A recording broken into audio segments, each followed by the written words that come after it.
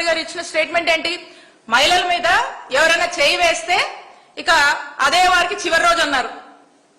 2 ఏళ్లుగా చూస్తున్నామన్నా, ఇన్ని ఇన్సిడెంట్స్ జరుగుతున్నాయి, ఇన్ని హత్యలు జరుగుతున్నాయి, ఇన్ని దారుణాలు జరుగుతున్నాయి, ఇన్ని అఘాయిత్యాలు జరుగుతూ ఉన్నాయి.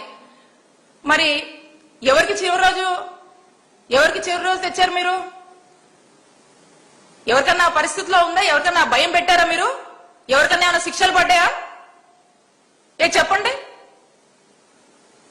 ఎవరికి ఏం చేశారు? ఈరోజు అలాంటివి ఏమీ కూడా లేదు. మాటలు, డైలాగులు, సినిమా టైటిల్ ని కూడా మించిపోతా ఉంటాయి మీ డైలాగులు.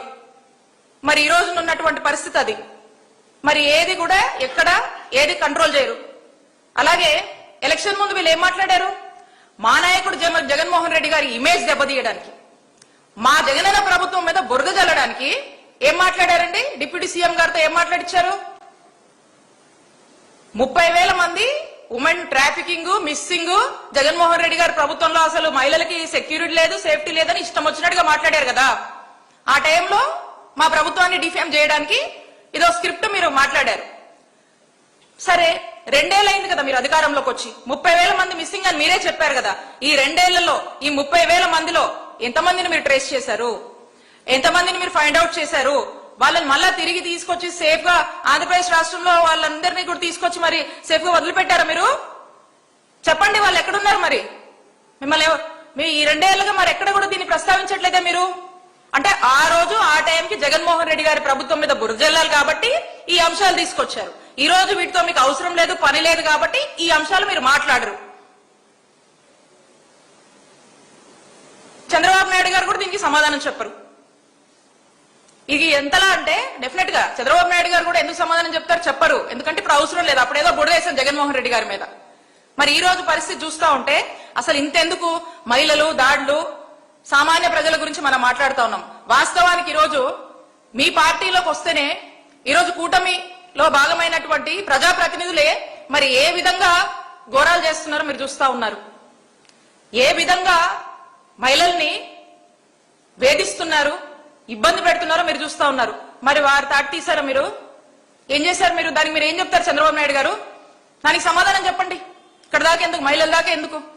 మీ పార్టీ వాళ్ళ మీద మీరు ఏం యాక్షన్ తీసుకున్నారు చెప్పండి. దీనికి సమాధానం చెప్పరు. మరి వీళ్ళు పెద్ద పెద్ద లెక్చర్లు, పెద్ద పెద్ద డైలాగులు, ఇక ఏది పడితే అది ఖచ్చితంగా మాట్లాడుతూనే ఉంటారు. ఎప్పుడు జగన్మోహన్ రెడ్డి గారిని డిఫేమ్ చేయాలి, ఏదో విధంగా అసాసినేషన్ చేయాలి. వైఎస్ఆర్ కాంగ్రెస్ పార్టీ ఏదైనా ఒక అంశంలో లేదా కొన్ని విషయాల్లో ఏదైనా ఒక మంచి పేరు వచ్చినా, జనాల్లో ఒక మంచి మంచి మంచి వీళ్ళు బాగా చేశారు అని ఎవరైనా మాట్లాడినా, క్వశ్చన్ చేసినా, ఏం చేసినా వాళ్ళని టార్గెట్ చేయడం, వాళ్ళని శిక్షించడము, వాళ్ళని ఇష్టం వచ్చినట్టుగా మాట్లాడడము, అసాసినేషన్ చేయడం, ఇది వరుసగా కూడా మీరు చేస్తున్నటువంటి పనులు, వెళ్తున్నటువంటి ధోరణి. కాబట్టి ప్రజలన్నీ కూడా గమనిస్తా ఉన్నారు. ఈరోజు గుర్తొచ్చినాయా యాక్ట్లు, ఏంటది నోటీసులు? ఇప్పుడు ఈరోజు గుర్తొచ్చినాయా? ఈరోజు మేము ఏం చేసినా పద్ధతి ప్రకారమే చేస్తున్నాం. అది మర్చిపోకూడదు. పద్ధతి ప్రకారమే మేము చేస్తున్నాం. పద్ధతి ఉల్లంఘించి ఎక్కడా మేము చెయ్యం. మాకు కోర్టులంటే గౌరవం ఉంది, చట్టాలంటే గౌరవం ఉంది. చెప్పు, నీ తల్లి మీద, నీ చెల్లి మీద ఆఖరికి ఏమని మాట్లాడారండి? ఎవడో కదా వర రవీంద్రారెడ్డి గారు అన్నవాడే. ఏం అసలు ఆ పదాలు వింటానండి, కొన్ని నాకు చాలా ఇబ్బందిగా ఉంది. నాకు చెప్తున్నాను కదా, కొన్ని వర్డింగ్స్ వల్గర్ లాంగ్వేజ్ అనమాట. ఎక్కడో సంస్కారం అడ్డొస్తుంది. ఒక హోమ్ మినిస్టర్గా ఉన్నాను కాబట్టి ఎక్కడో సంస్కారం అడ్డొస్తుంది. మామూలుగా కూడా నేను మాట్లాడలేను ఇలాంటి పదాలు.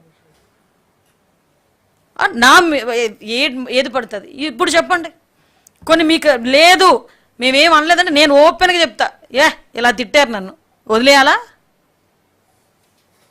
నన్నే కాదండి, రాష్ట్రంలో ఉన్న ఆడవాళ్ళందరి గురించి, తెలుగుదేశం పార్టీ ఆడవాళ్ళందరి గురించి, పాపం స్వాతిరెడ్డి ఆ అమ్మాయి గురించి అయితే నీచాతి నీచంగా ఆ ఏబి వెంకటేశ్వరరావు గారు ఆ పదాలు పెట్టి పాపం ఇంత నీచాతి నీచంగా మాట్లాడి, ఏమండి నేను ఒక సజ్జన్ రావుని ఎవడో ఎదవ ఆ రోజు ఏదో ప్రశ్నలు మాట్లాడితే నేను ఇంటికెళ్ళి గొడవ పెట్టుకొని వచ్చాను.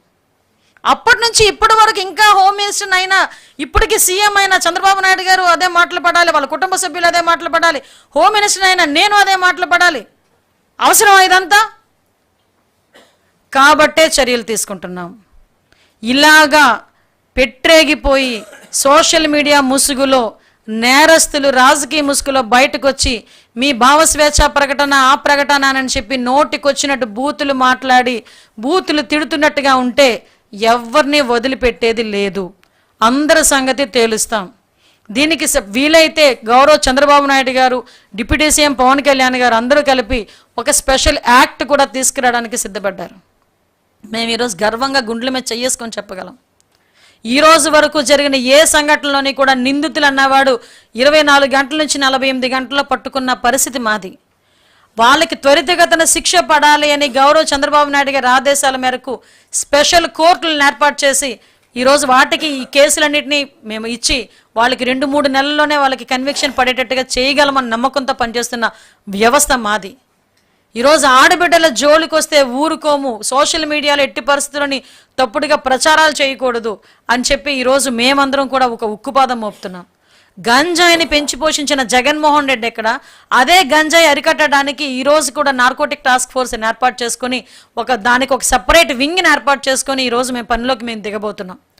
ఇలాంటివి చూస్తూ ఉంటే ఇప్పటి వరకు పోలీస్ వ్యవస్థను పట్టించుకొని వాళ్ళకి ఈరోజు పోలీస్ వ్యవస్థను పట్టించుకునేటట్టుగా మేము చేస్తున్నాం.